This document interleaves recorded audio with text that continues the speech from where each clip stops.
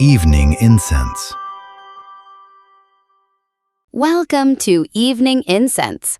In Numbers 14, the Israelites suffered a massive defeat at Hormah, not because the enemy was stronger, but because they just marched straight forward without Moses and without the Ark of the Covenant, the physical symbol of God's presence.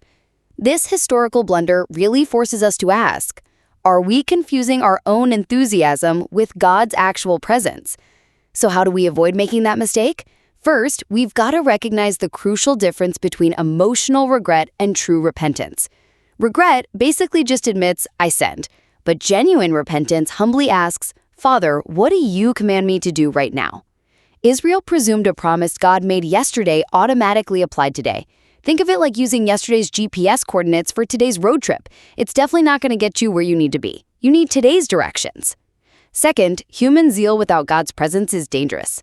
Israel had plenty of courage at Hormah, but no amount of natural ability can defeat darkness without the abiding presence of Christ, a truth Jesus highlighted in John 15:5. Have you ever charged into a massive challenge armed with literally nothing but your own hype? How far did that actually get you?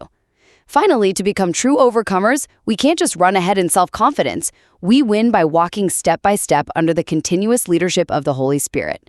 Think of a soldier on a battlefield. True victory doesn't come from running out alone in a blaze of glory, but from moving only when the commander gives the signal.